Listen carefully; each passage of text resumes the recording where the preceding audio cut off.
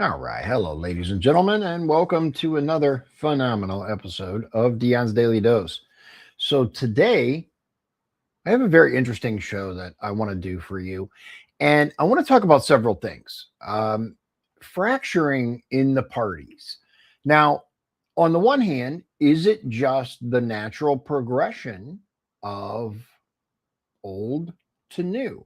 Or is it a complete takeover? Now, many on the left will claim that Donald Trump has completely changed the Republican Party. Some people believe for the better, some people believe for the worse.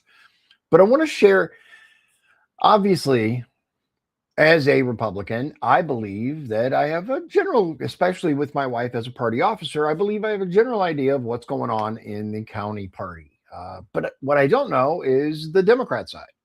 I have a couple of friends who are Democrats. I consider them friends. We're not like super close. I had more friends before Trump, but it is what it is.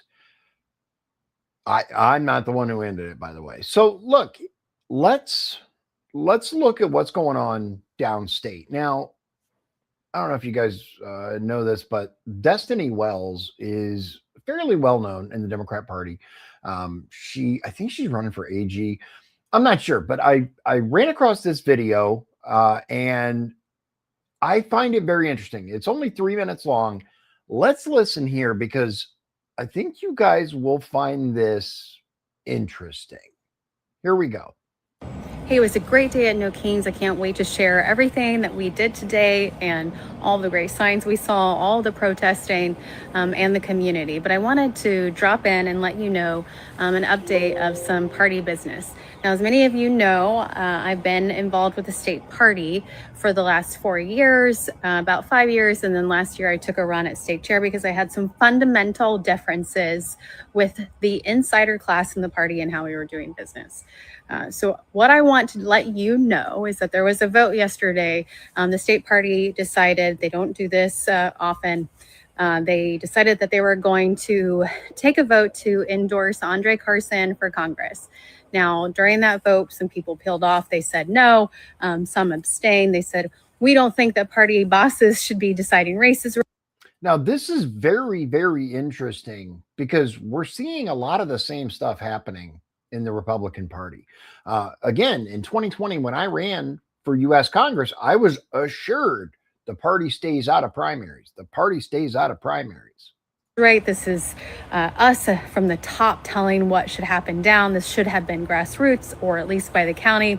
Also, we had no notice. This wasn't an agenda item. We haven't gotten to talk about it with our membership.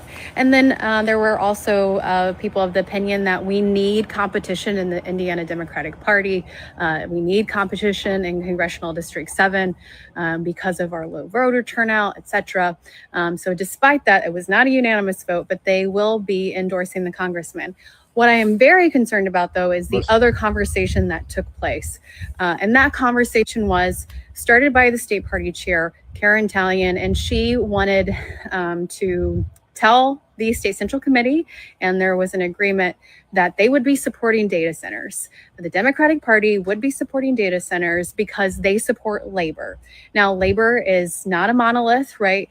Specifically, what they were talking about are those in building trades who are pushing for the contracts, the construction contracts on these data centers. But what that does is it circumvents the community, right? This should be about the voters. It should be about the community and their decision on what they would like to see in their backyard. And that's basically it. The point being, apparently, the Democrat state party here in Indiana is deciding to back data centers. Now, interestingly enough, as you guys well know, data centers do provide jobs for the construction. But once they're completed, there are almost no jobs available in the data center beyond a handful of techs that keep the place running. This is interesting to me because we're also seeing the same push, but for different reasons, from the Republican Party in Indiana. I think there are some very interesting and suspicious things happening. I do find it interesting, however, it's pretty funny. Of course, she started with just coming back from the No Kings rally. I'd like to remind everyone, in case people have forgotten, that when skate parks, the whole No Kings crowd, when skate parks were filled with sand to make them unusable during COVID mandated lockdowns, never forget how they treated us, locked us down, and ruined outdoor parks to keep us inside. Look, guys, remember that? Like, I have not forgotten. And Adam Carolla says, No Kings a-holes better go find an effing mirror. And he's not wrong. He's really not wrong.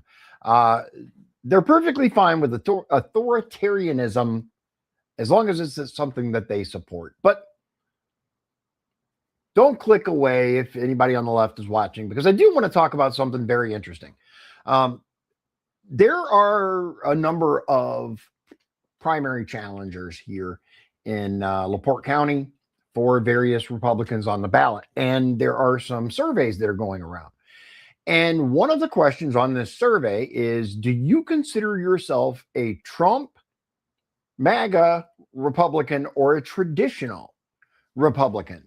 And that got me thinking, what is the difference, right? What is a MAGA Republican versus a traditional Republican?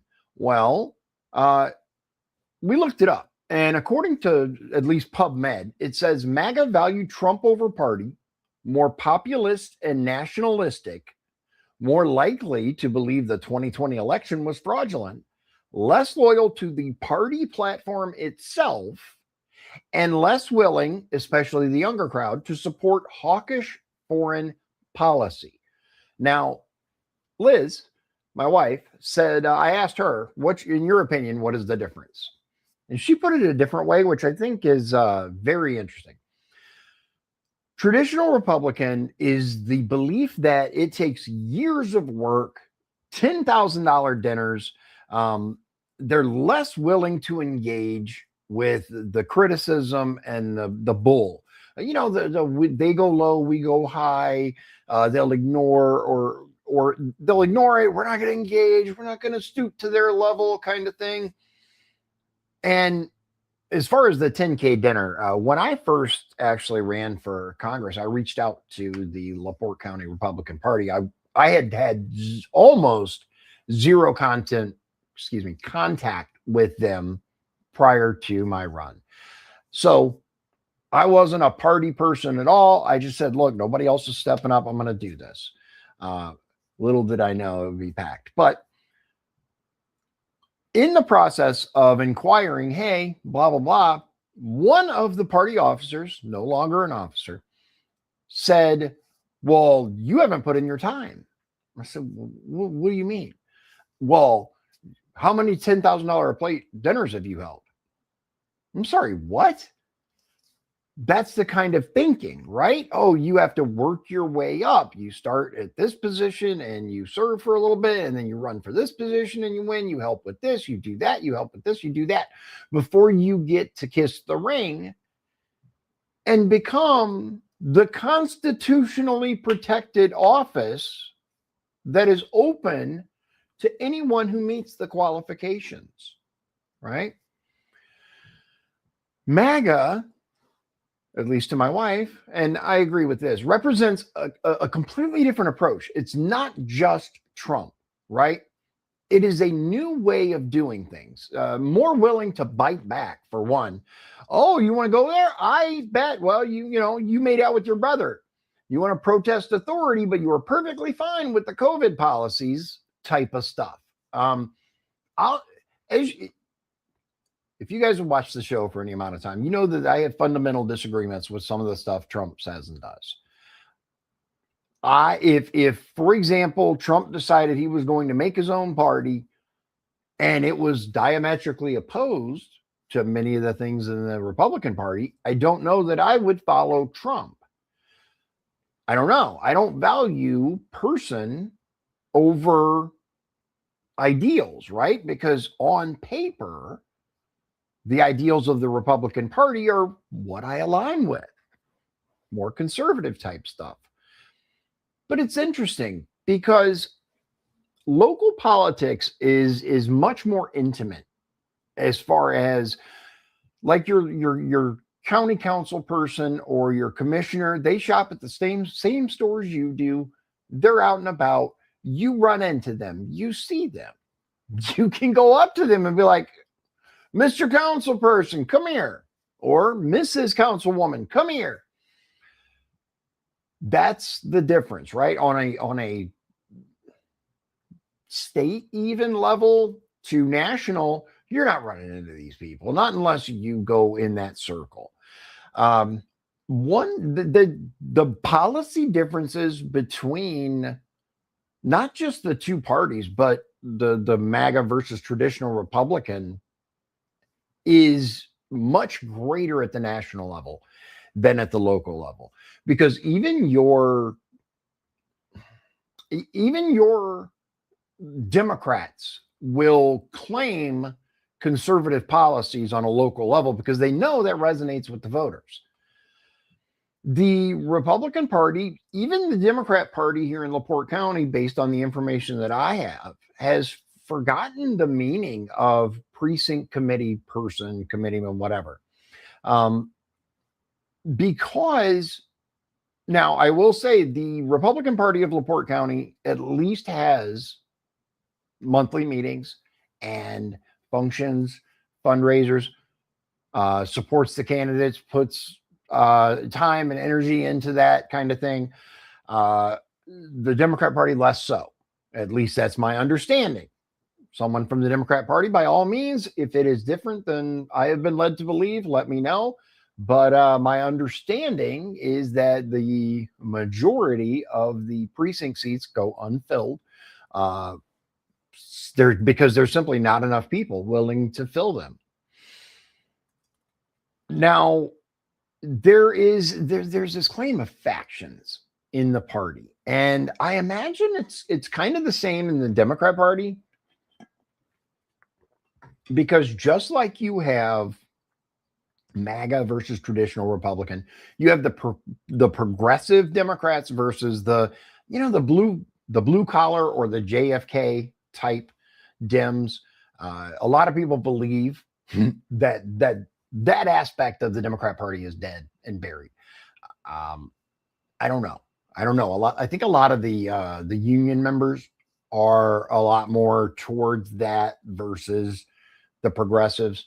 But here in LaPorte County, for example, we have these alleged factions in the Republican Party. Excuse me, the Stabos faction, the Grammarosa faction, the Dermody faction. For those of you not from here, Stabos is Timothy Stabos. He's running for county council. He's former LaPorte County auditor, and he is very vocal, right? He's very focused. He's an interesting individual. He's very passionate about the things he believes in. And one of the things that he's been very passionate about and outspoken about is no bid contracts and these mounting legal bills. When he was auditor, he tackled it. Irrelevant. The Grammarosa faction is county commissioner, vice president, Connie Grammarosa, who I've made no secret, I'm not a huge fan. Dermody is Tom Dermody, mayor of LaPorte. Now, that actually gets into one of the things that I wanted to touch on, which is there's this clique system that is perceived, at least in LaPorte County, with the Republican Party. For example, and some people have and oftentimes incorrect opinions regarding seeing people talk to certain people. Oh, you talk to Bob, so you hate Jill. When just because people are talking doesn't mean they're picking sides or conspiring. One example is there is a lady in the Republican Party who is genuinely nice. I mean, super, super sweet. She will talk to anyone. She will converse with anyone. Doesn't mean she's your friend. It doesn't mean that she's going to pick your side. It doesn't mean that she's even taking sides. She's just very vocal, very friendly, and an absolute sweetheart, Donna. She's incredible. But there is definitely a split between municipal and county, at least in LaPorte County, because no LaPorte City Republicans show up to county functions. They don't come. They're invited. Emails go out, but they don't come to precinct meetings. They don't come to events. They don't come to Lincoln Day. Now, I have heard rumors that city Republicans have been told that county Republicans hate them. I don't know who started this rumor. I don't know if we, as in me, was given false info, the people that I was talking to at the time. I don't know if that's correct, but it tracks. It tracks. It would make a lot of sense if that's the case. I want to squash that. There is no animosity, right? I genuinely wish the city Republicans would come around so that I could get to know them better than just seeing their name on various press releases or news stories or hearing their name on the radio, but have a sit down discussion with them about things. That's one of the reasons that I myself go to these various events, is because it gives me an opportunity to sit down with primarily elected officials and say, hey, so look, I don't agree with this, but please give me your reasoning for it, or what is going on. And so let's talk about one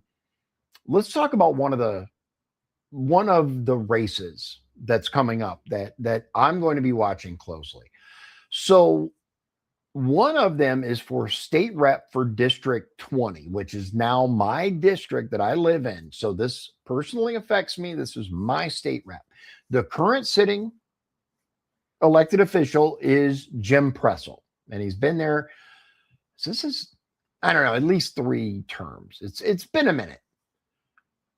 I don't always agree with the way that he votes, but at the breakfast, at the precinct meetings, he shows up. He comes. He mostly answers questions. He does a very good job at keeping us informed. And again, I don't always agree with the way that he votes on things. There are some videos circulating out there. For example, one of the videos is him talking about Indianapolis's roads. I don't give a damn about Indianapolis roads. I live in LaPorte. I care about LaPorte roads. I care about LaPorte County roads. Why is my money going to Indianapolis to fix their problems because of years of Democrat mismanagement? And the answer was, well, it's our state capital. Oh, and? Well, it reflects poorly. Okay, so it's our job to fix their screw ups. And it's one of the reasons why the gas tax is so damned high in Indiana. I disagree with that idea, but he did show up. Not all of our elected officials show up. Not all of our elected officials put themselves in the position to be asked questions. One of the issues and questions that I had for him in the past was regarding his stance on commercial driver's licenses. And he was either the sponsor or co-sponsor of a bill that would essentially allow someone to come in from another state to show their CDL and then to be issued a new Indiana CDL without any kind of tests, any kind of paperwork. I said, I don't agree with that, because there are people out there who don't have the skills to be truck drivers despite getting the license. And you guys have seen the news. You've seen it. People are dying out there because these drivers either don't speak the language or never took a proper test in the first place. There was a there was a huge scandal in Louisiana, as a matter of fact, where members of the DMV, or I should say employees of the DMV, were involved in a scheme where they were paid in order to issue CDLs. And it was this fake truck driving school and all this big to do. We've just seen where California and New York are handing out driver's license, commercial driver's licenses to drive 80,000 pound death machines. I was a trainer for many years and I loved it. I took it very, very seriously because that vehicle can not only hurt people, it can take people's lives quite easily. A semi truck will do a ton of damage.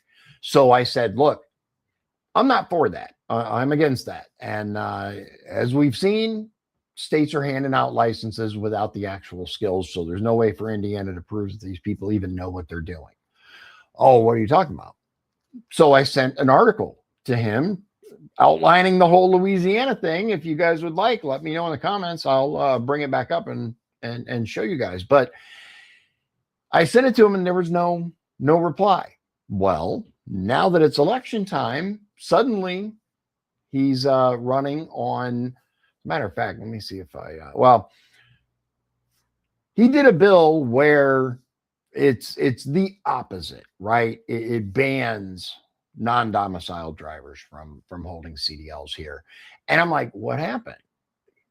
If my article led to this, then awesome. I'd love to know that. Or I should say my share. I didn't write the article, but I did show it to him.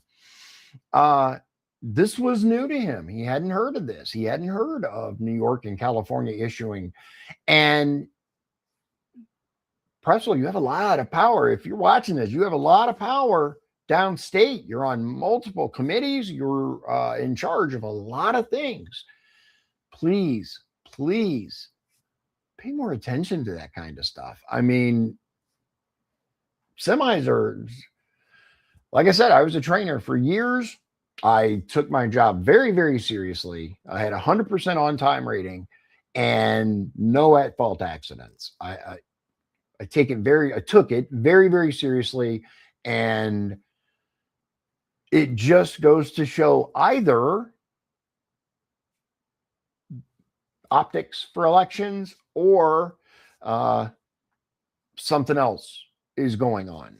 I am not a huge fan of the data center issues. I'm not a huge fan of the way votes have been cast.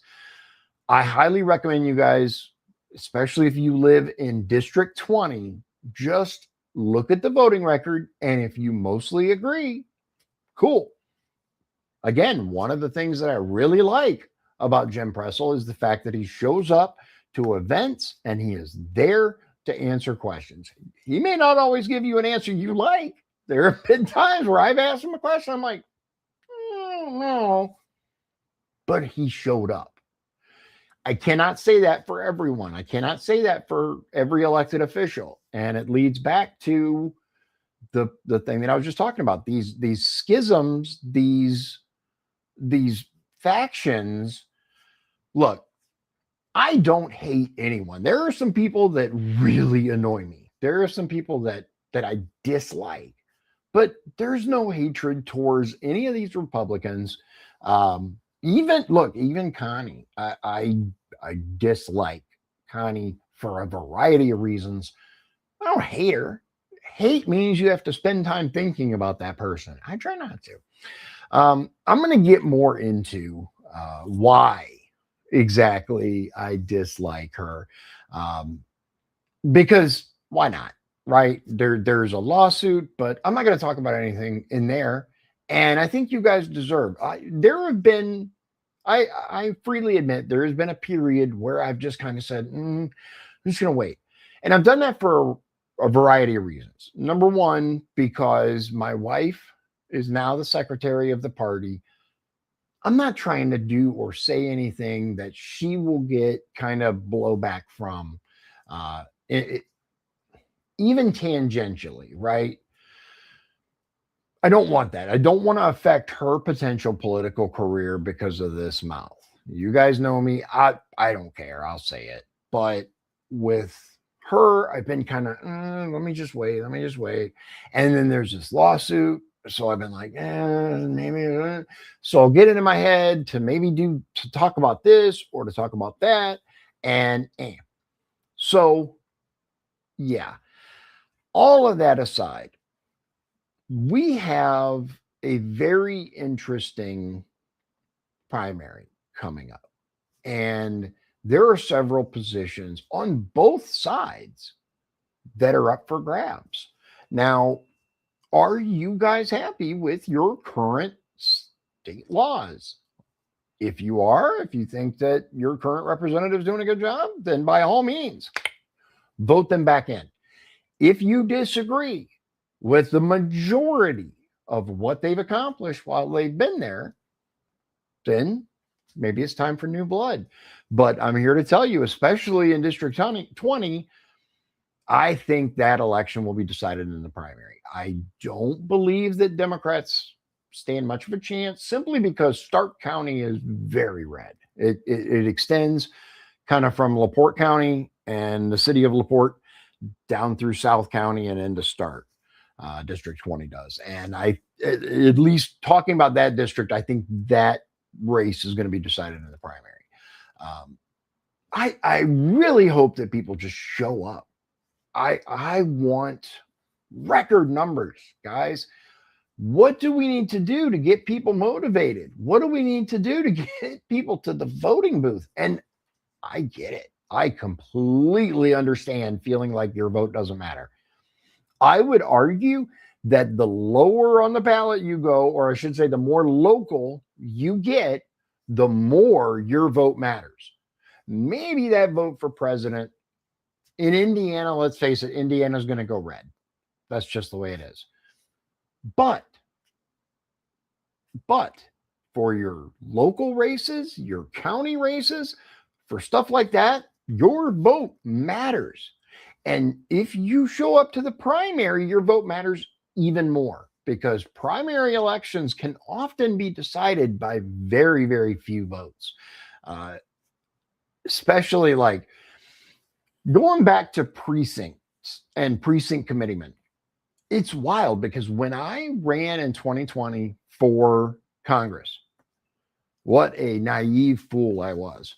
But I learned a lot. And one of the things that I learned is that precinct committeemen used to be integral and absolutely critical cogs in the machine of both parties.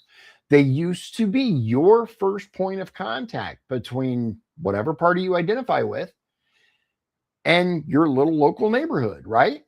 You knew your precinct committeeman. It was almost like a Chicago alderman, because at least with the party, because these people would walk with candidates, knock doors, introduce them to the neighbors. Hey, this is where I use Bob. This is Bob. Bob's running for X position. I want you to meet Bob. I like Bob. Bob's cool. Or if you would have some, like, for example, right, here's an example you guys can relate to. When I lived in Michigan City, I lived on Providence Street. And Providence Street is this little bitty dead end street in a larger neighborhood, right? You have Carroll Ave that runs like this. Providence came off and went like this. And people would fly down that road. It was like a block long. I don't know why. I don't know how people got it in their head that that was the raceway, but people would, fly down that street. And there were kids out there, man, kids playing, kids walking. So the neighborhood kind of got together and we're talking, and we're like, we got to do something about this. Now, back in the day, again, whether you considered yourself Democrat or Republican, you would go to your precinct committee person and you would say, hey, man, we got a problem. This needs to happen. Interestingly enough, I actually went down to a city council meeting the road works meeting, whatever it was. I called, I'm like, hey, what do I need to do? Because we need a speed limit sign. We need speed bumps. We need something. So it was decided in Michigan City that they would put speed limit signs up. Now, this was, let's see, Dwayne Perry was still mayor. So this was 2020, 2021, something like that. And that street is still waiting on speed limit signs. I don't know if anybody else has done, but the point is, for the short term, they brought the little machine that has the sensor on it, and it's digital, and it tells you how fast you're going, and it gets the lights to make you slow down. Apparently, they're very effective. They put that on the street for a bit, and it worked. It helped. People started slowing down. Great. And then they said, we got to move the machine because we need it somewhere else. Again, they're supposed to be installing speed limit signs on our street. I initially inquired about speed bumps, hoping that, maybe we could put a speed bump in the middle and then people would slow the heck down. And they're like, well, speed bumps are kind of expensive and they're this and they're that. But we do notice that there are no speed limit signs on that street. So we could install speed limit. Yes, absolutely. Again, still waiting on those. If I still live there, I'd be following up, but I knew my days there were numbered anyway. So unfortunately, it's time for someone else to take up the mantle and get that taken care of. It's sad. It's sad that our government, our government is super quick to, and both city, county, state, it's super quick to come after you if you do something they don't like. But when they're supposed to do something to make life better, use the taxes for what they're supposed to be for, it somehow seems to take quite a while.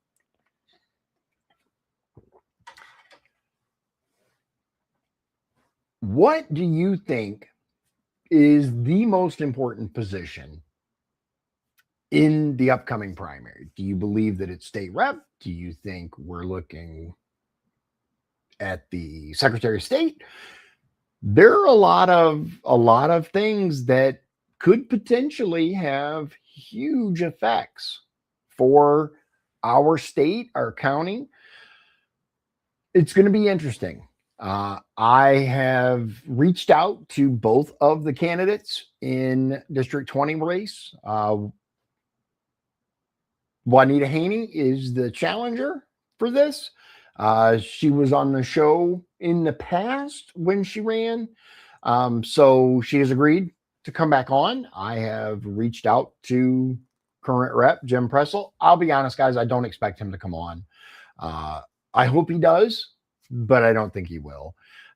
He has never showed any interest in having that kind of a conversation in the past. I've floated the idea before, and I don't think so.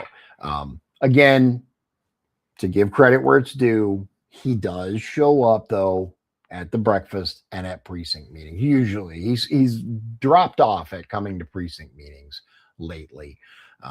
But he traditionally has shown up at the breakfast. So the breakfast, and this is important, starting this upcoming month, the 463 GOP is moving to Tony's Diner, since the place where we were having it, Portofino's, the golf course is closed. That whole annexation and all of that. Listen, I'm not jumping into that mess because I don't understand what happened there. I didn't do any digging.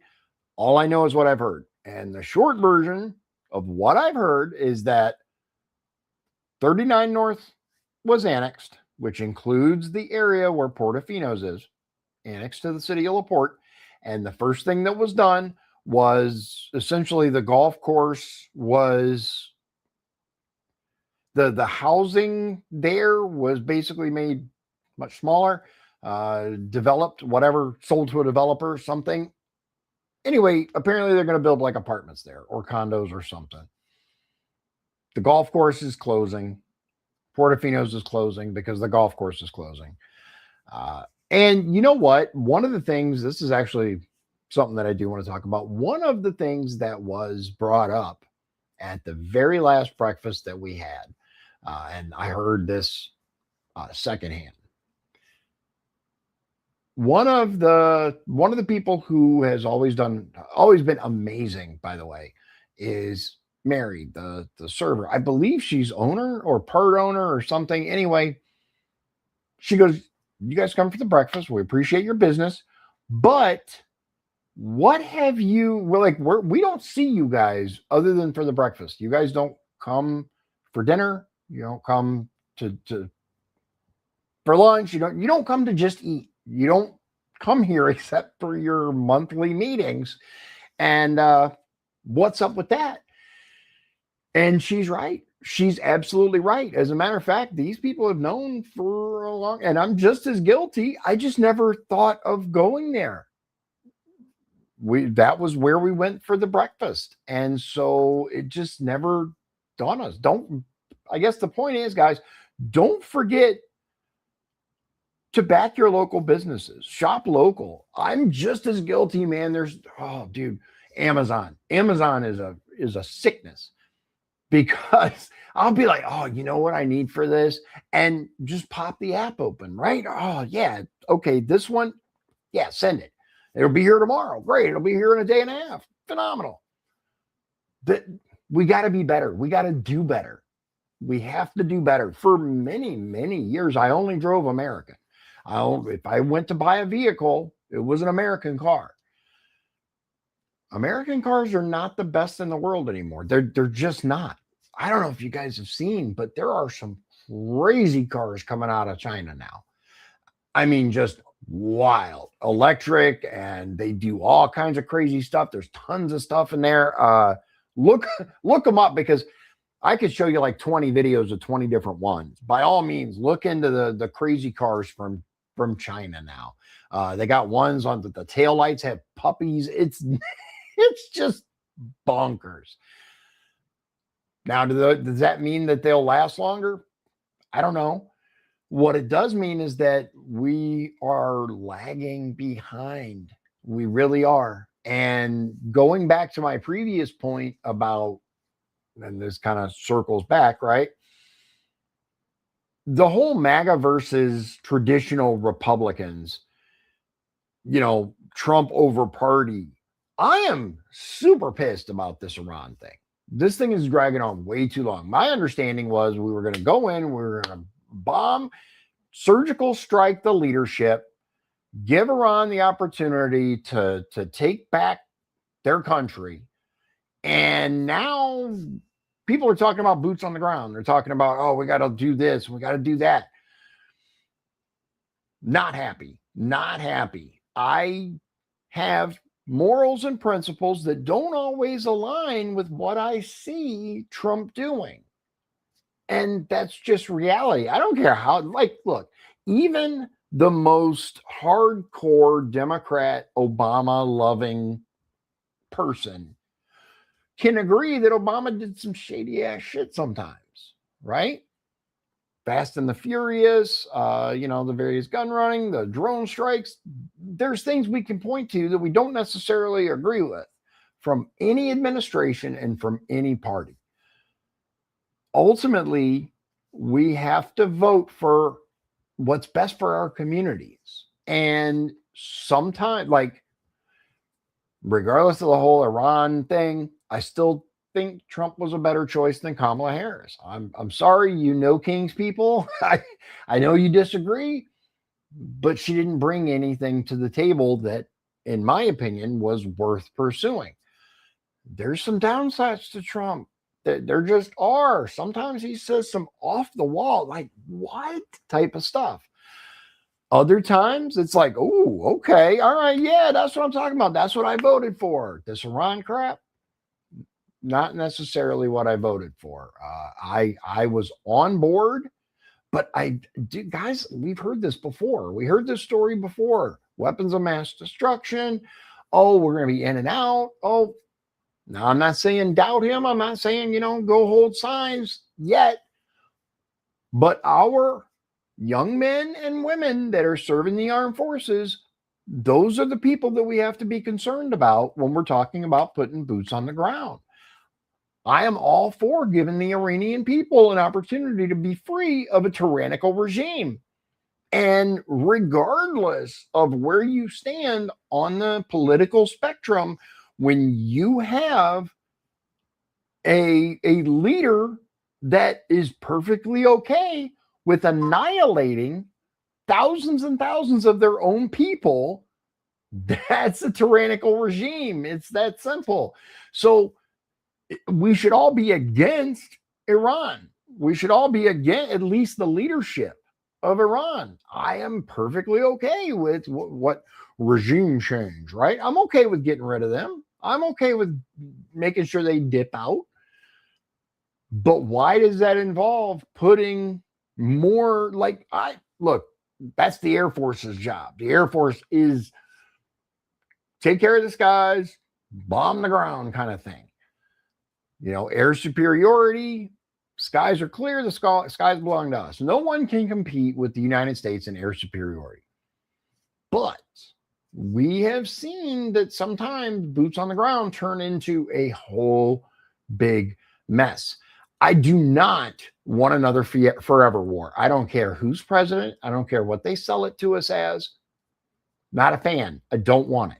So I really hope that, and leading from that, because I think it's important, did you guys see that J.D. Vance was actually against even doing this?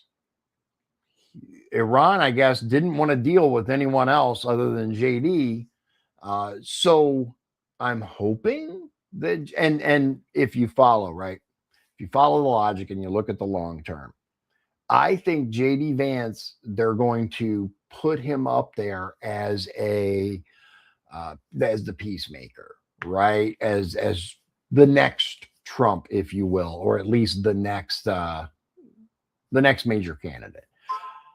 I don't mind. Let me turn this off. I don't mind JD. I don't know that he's quite ready, and I do have my concerns about, how do I put this, where his wealth originates. But nobody poor is winning the presidency, guys. Not today, not tomorrow. That's just, and as someone who is not wealthy, it's a different world, man. It just is. These people are friends. They're connected. And look at Trump before he ran against Hillary. She was all about him, right? Oh, we need someone like Donald Trump because he can't be bought. Until he ran against her, then all of a sudden he was, evil incarnate. But anyway, what do you guys think about your local party? Do you guys get involved? Do you show up to precinct meetings? Do you go to the events? We try to have events. I will say this: it's gotten a lot more active in the last few years. We're having regular meetings. We're having people show up to events. As a matter of fact, some of the meetings are packed, which is good. We want to see people active. And even if that activity is just showing up and going, hey, we don't agree with the way this is going, but I'm still your constituent and I want to talk about it. I expect change in this area. That's okay. I love to see that. I love vocal people. It's one of the reasons I started this show, not just to talk about me and introduce myself to people because I was running for office, but also to talk about local issues and issues that I see on a national level that affect us locally. Gas prices are one of those. Gas prices affect all of us. And again, so you guys not from LaPorte County may not know this, but LaPorte County is like the most expensive county for gas in the surrounding area. Nobody can explain why, but it is more expensive by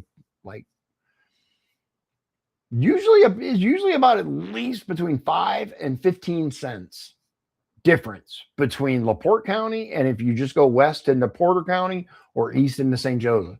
you'll save money every time. And that's not even going into Michigan and getting rid of Indiana gas tax, which look up who was responsible for that gas tax. Just saying, there were certain leaders of the movement, right? We need that gas tax because we need to pay for our roads, and what's going on is not give us enough money to pay for the roads.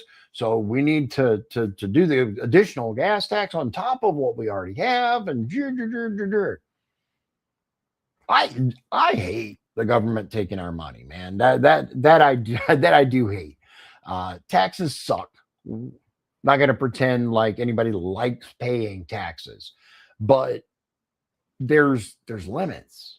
There's from the same state who will not legalize marijuana despite the overwhelming majority of Indiana residents being in favor of it. That's one of the things that I ran on, and it's sad. Right now, allegedly, Braun is looking at it, and we'll see. We'll see. Nothing's going to come of that anytime in the near future, in my opinion. I just don't think it's going to be something they're actually going to move on until they're forced, right? But there are so many other pressing issues, guys. The files, the absolute sheer level of corruption in every aspect of our government. And I'm not pointing fingers to anyone in particular. You guys know where if you open your browser and put official arrested, there are not nearly as many as there should be compared to what we know is going on. It's just that simple. Like, there is no way that cities lose millions and millions and millions of dollars. Again, I'm not saying anyone in particular. Just look, though. We all know it. We all know. The FBI, perfect example, right? Depending on which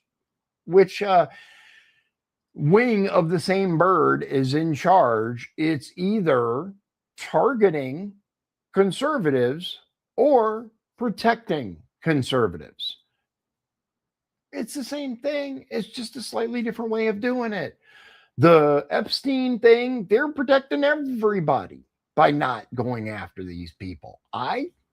If you hurt kids, public execution, and it should be pay-per-view. Send the proceeds, send the profits to the victims or the victims' families. This is how I feel. There is no shortage of targets for these disgusting actions. No shortage of targets. These perpetrators, we deserve to see justice, and it's not going well. It's just not. Now, are there a record number of human trafficking arrests behind the scenes that are not publicly put out there? It seems to be. It seems to be, if you pay attention to, where's it at? I think it's justice.gov. Let me see here. Human.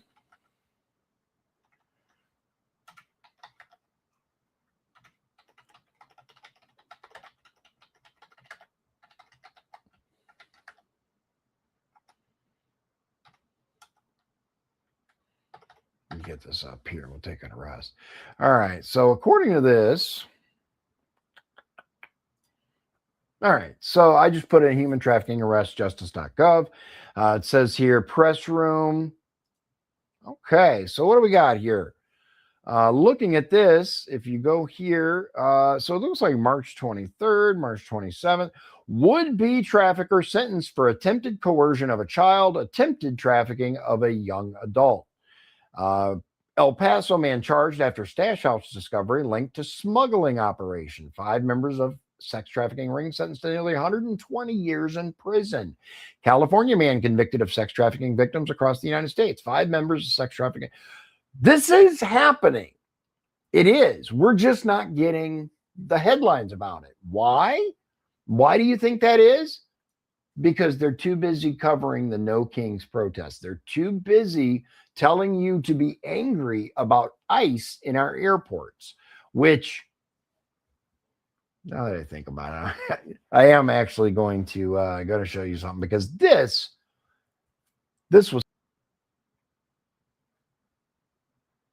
I don't see it right now. I'll get to it. We'll have it on the next show. But the point is, Hakeem Jeffries, right, held this press conference, or was it Cory Booker? One of the two, held this little press conference in the airport where ICE had taken over, and he's talking about what chaos has happened in the airport because the Democrats are still shut down and the Republicans are holding up funding, blah, blah, blah. Anyway, he's talking about the chaos, and the cameraman is panning around, and I don't see chaos anywhere. I don't even see long lines. I see people getting on their flights and leaving. Like, I don't see any chaos. So the messaging needs work, guys. The left, your messaging needs work. But people can see with their own eyes that not that long ago, there were massive lines in the airport because TSA was so short-handed. Why were they so short-handed? Because they weren't getting paid and people were calling off. If any of you have flown recently, you know. You're being distracted by that. You're being told to pay attention to that, when instead, well, let's see if I can find it. Whatever. I can't find it. I'm not gonna make you guys wait, but you're being told to focus on the wrong thing. Just like always, we are being held up. This is what you should focus on. It's all smoke and mirrors. There are things happening. I'd like to see more. I'd like to see more public, but we can't control how the media report. However, I did see something interesting. Did you guys notice that the White House actually made an app? That reminds me. And I decided, I was like, let me see this thing. There we go. And boop. All right. So, new White House app delivers unparalleled access to the Trump administration. I don't know if you guys saw this. I get so many text messages a day because I'm signed up, to get, yeah. Okay. So, of course, here we go. Look at this. Trump's new White House app is a security and privacy nightmare. The White House app is just as weird and unnecessary as you expect. White House launches app touting Trump's record with some key omissions. I don't know, guys. What I do know is it's an app that has direct access to live streams. That's what I noticed.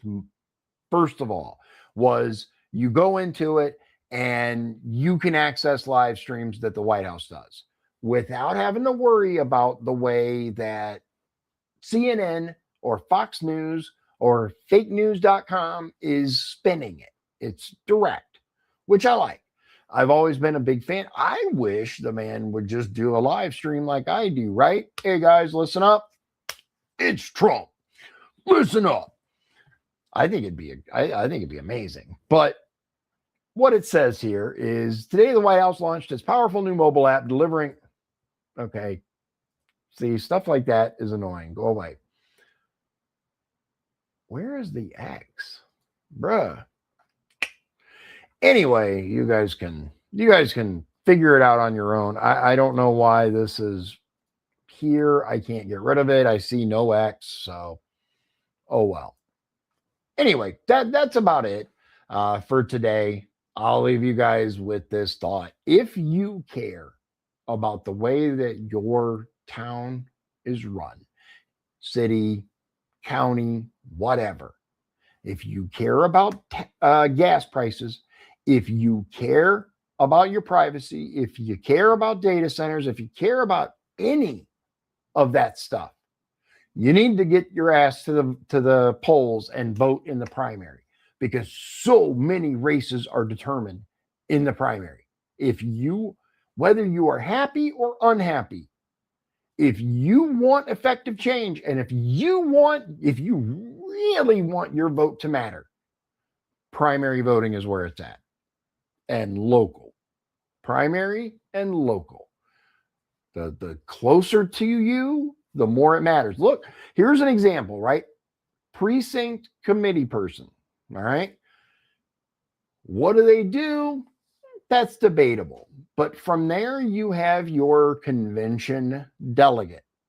And you can vote coming up this primary. You can vote for convention delegate. And convention delegate only is going to decide whether Diego Morales is on the ballot for the general election. It's that simple. The only way you can vote for your convention delegate is to go and pull a ballot. Convention delegate for the other side, I'm not sure. I'll be honest, I don't know who's running for Secretary of State on the Democrat side. I don't remember. I don't even know if it's contested. Let's take a look. Let's find out together. Here we go. All right. So Indiana Democrat.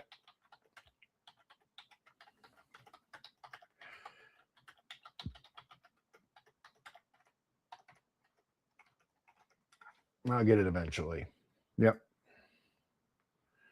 All right. So let's see here. Does it say this?